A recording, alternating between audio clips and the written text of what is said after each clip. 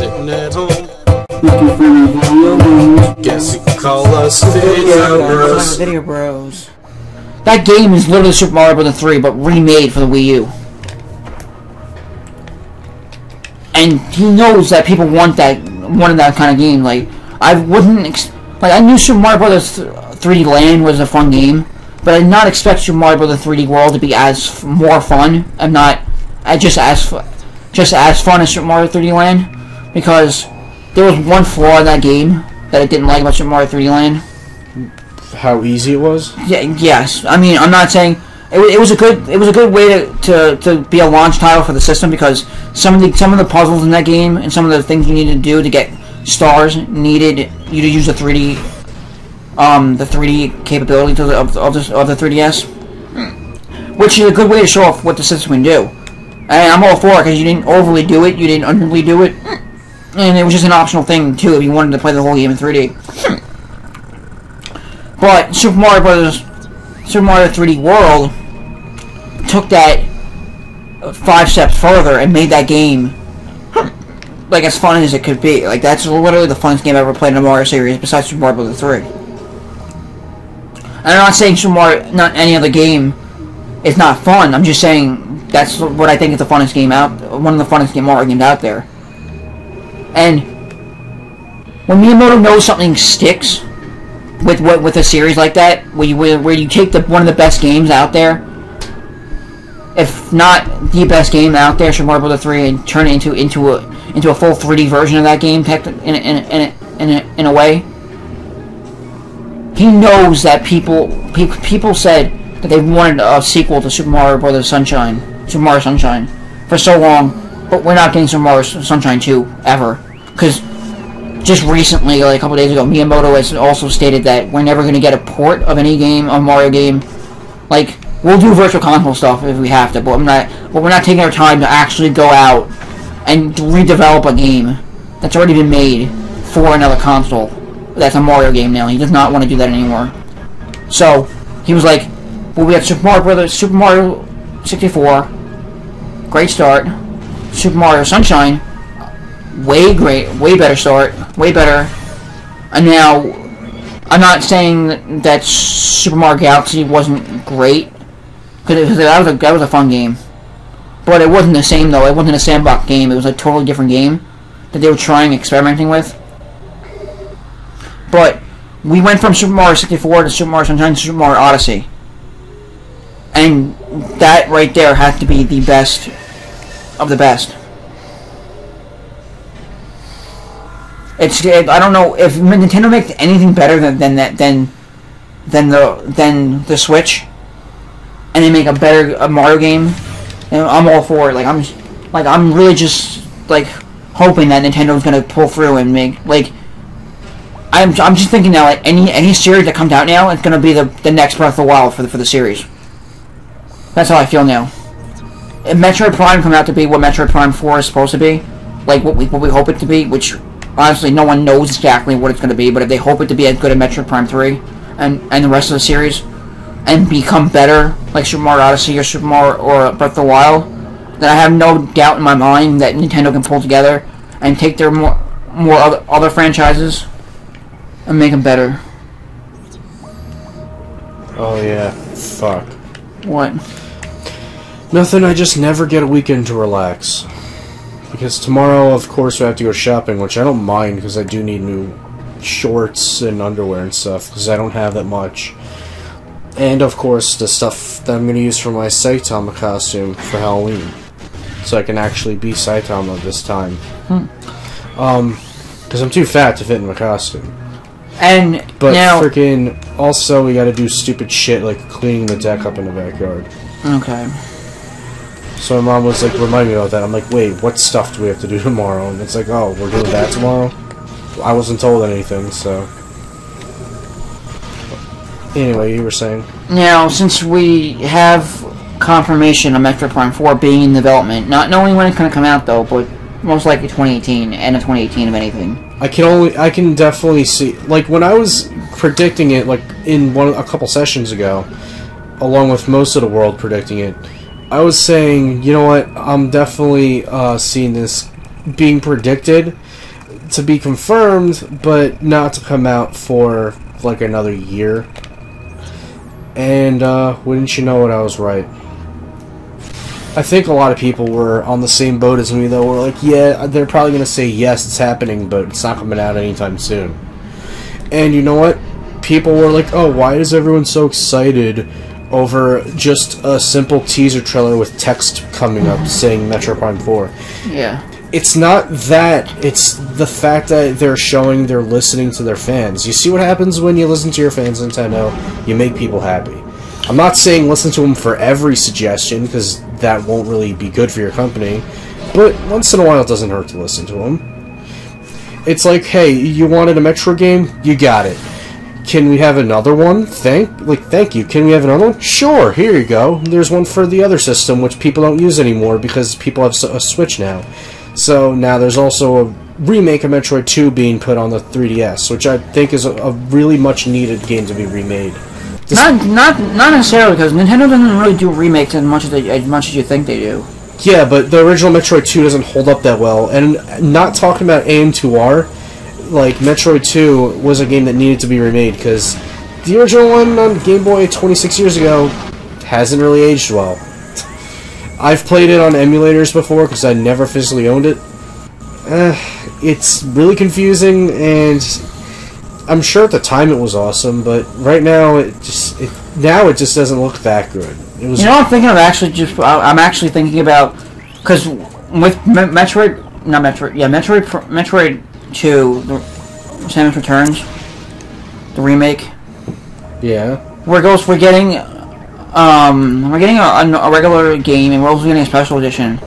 I'm really thinking about just buying the what do you call the European version. I really am. But it's not going to be in English, though. I know, but yes, it can be. You just have to change the language.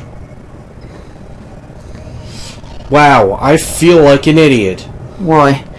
This whole time, I was wondering where the hell to go, and I didn't see this portal here whatsoever, because it's so hard to see underwater.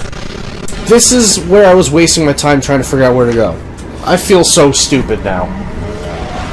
So I wasted half a session trying to find out where to go. You know what I don't get though? Like, why does Nintendo give other? Well, what do companies feel the need to be like? Well, you know, we're gonna have a special edition for a game, or a deluxe edition, or a collector's edition, whatever. But each region gets something different. Yeah, I don't understand that either. Like, I'm gonna just pull it up though, because what we're getting in the US version is nothing like what the European version is getting. Hello. Actually, no, I'm gonna use the white one.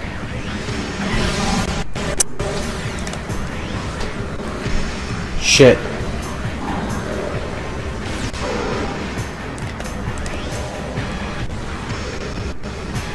Yeah, I hate these things. They're really obnoxious.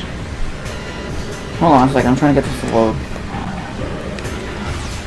So, basically what we're getting for the American version is we're getting Metroid Prime, and Metroid 2, the remake. Metroid Samus Returns is to be exact. And we're getting a soundtrack. That's all we get in America. You know, that's all we get, because we're too cheap. You know.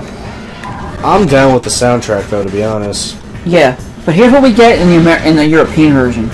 Oh, I know. We get the game. We get the soundtrack. We get an entire art book. We get a pin. Fuck. Oh no, a Samus Morph Ball keychain. Okay, that's actually very cool. And the game itself has an extra casing, an optional casing that you can use for the game. Comes in a steelbook case. You know what steelbook cases are? Killed one. If you don't know what steelbook game cases are, or in general for any media out there, steelbook casing is when they make a special edition version, or they make a version of a game case, but it's all made in metal. Damn! I killed the thing and it fell in the poison. And then they go get it's like a highly regarded version, because those are the ones that people sought out for.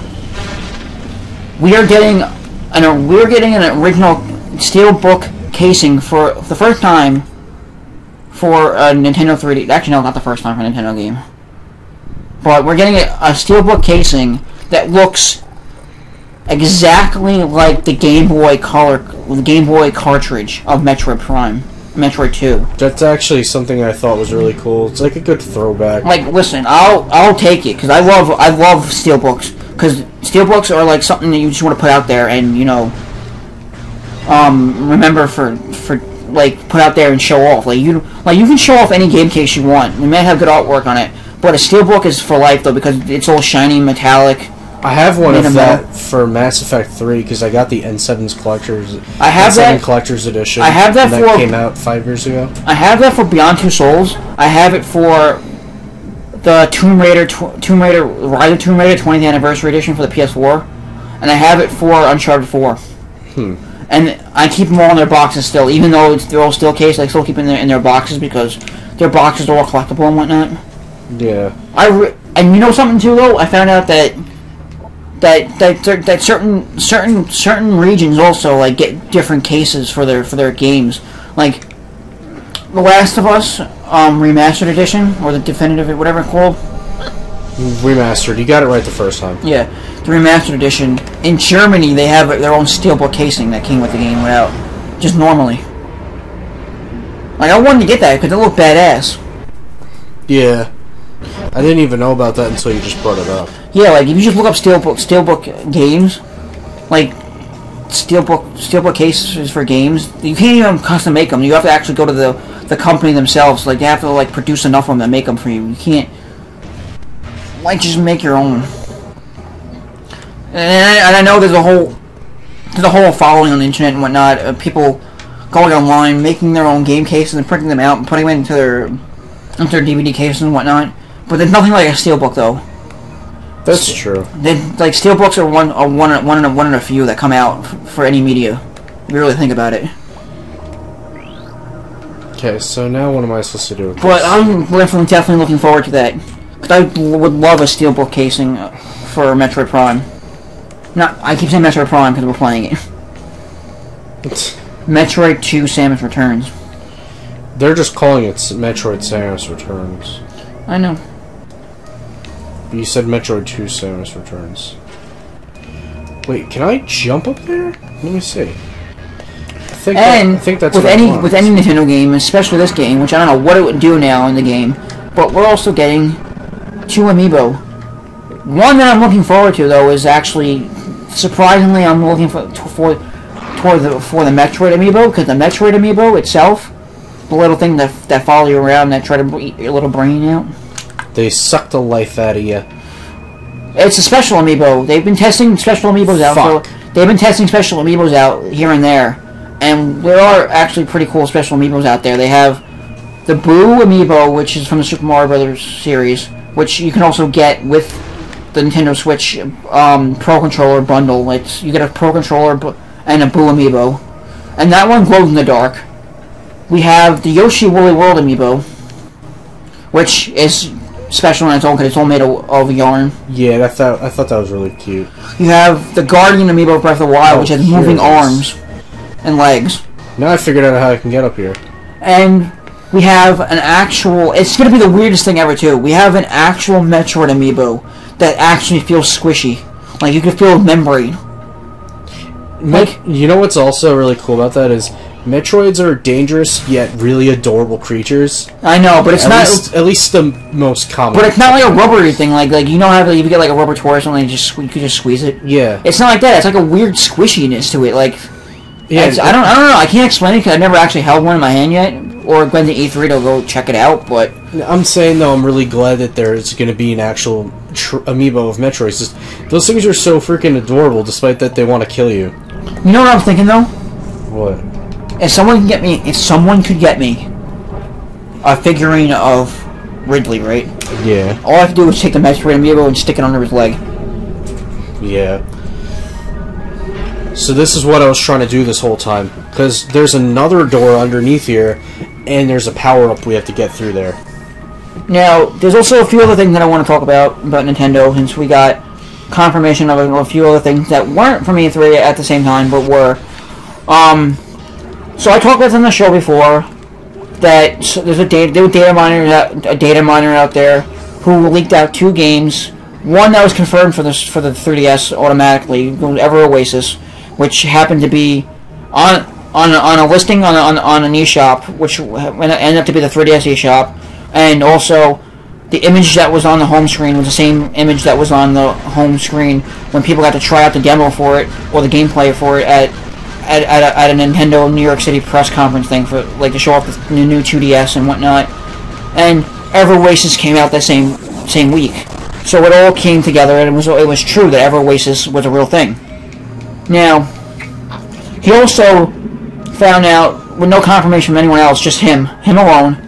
Don't know how he did it though, but he also found an image for Mario and Luigi Superstar Saga. Now, all we thought of it was going to be, Mario and Luigi Superstar Saga DX or just a remake, like Majora's Mask. We got Majora's Mask 3D, so now we're getting Mario and Luigi Superstar Saga 3D or whatever it was. But no, we're getting a fully remastered, remade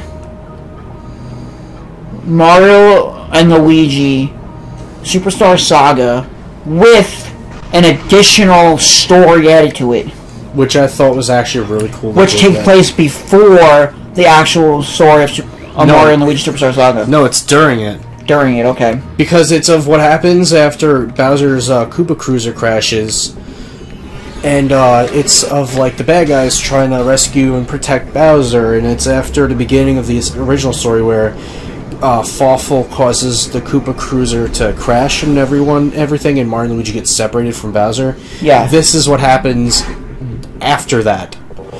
Peace out.